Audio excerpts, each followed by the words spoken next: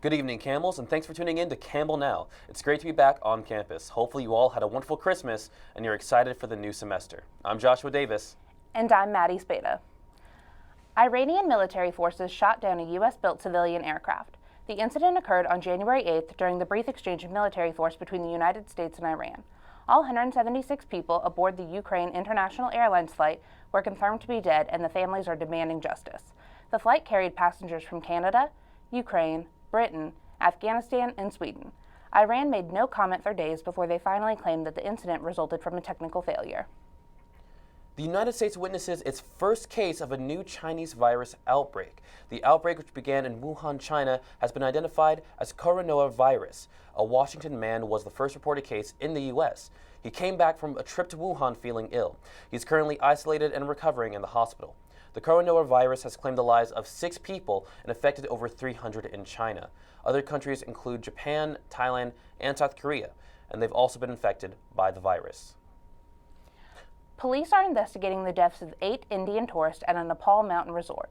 According to officials, resort staff found 4 children and 4 adults unconscious at 7:30 a.m. yesterday. Rescue helicopters flew the group to Kathmandu, where hospital officials pronounced them dead, later saying the 8 showed no signs of life when arriving to the hospital. Police reportedly found a gas heater left on by the group, but have yet to determine a cause for this tragedy. UN experts suspect that Saudi Arabia's government plotted to hack Amazon CEO Jeff Bezos. Allegedly, the Crown Prince of Saudi Arabia sent a malicious video file to Bezos through the messaging service WhatsApp. The Saudi government responded that these allegations are absurd.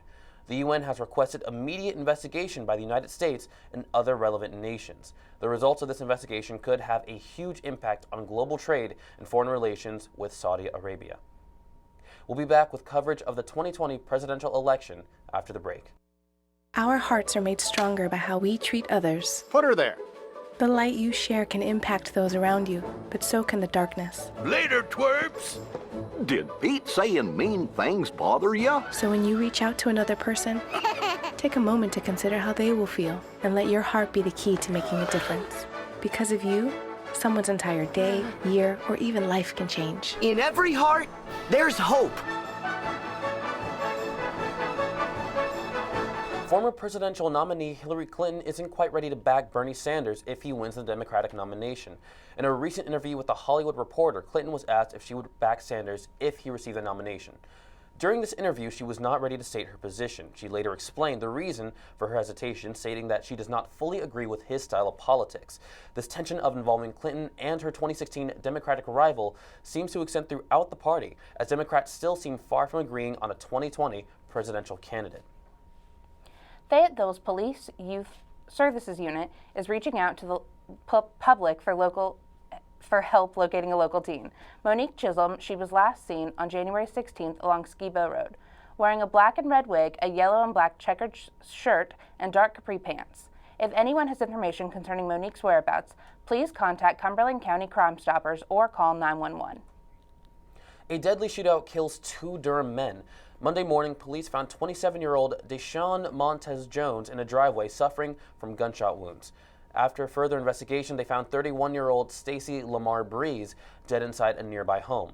First responders brought Jones to a hospital where he died from his injuries. The cause of the shooting is still unknown. A routine visit to the Cary Regional Library leaves a North Carolina family feeling excluded. Lisa Marks visited the library over the weekend with her 22-year-old son Daniel, who has autism and is nonverbal. After Daniel made some noise, library staff told Marks that she must be near Daniel at all times in accordance with library policy. Marks explained that this policy made her and Daniel feel discriminated against. Library manager Liz Bartlett apologized for the incident, explaining that the policy is meant to keep everyone safe.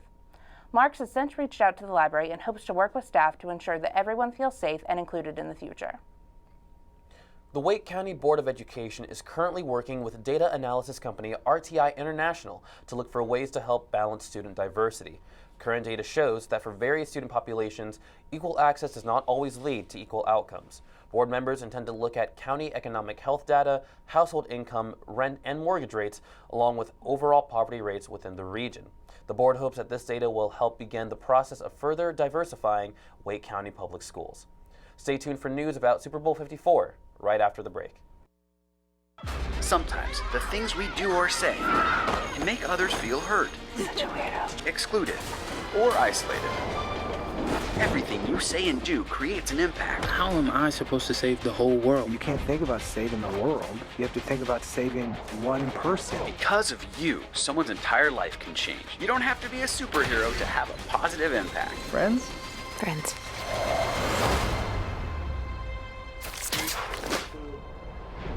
For some fans, Super Bowl 54 is shaping up to be one of the most anticipated games in decades. On February 2nd, the Kansas City Chiefs will take this coveted place on the field for the first time in 50 years. The Chiefs won their last and only appearance in 1970, but have only had near misses in getting to the game since.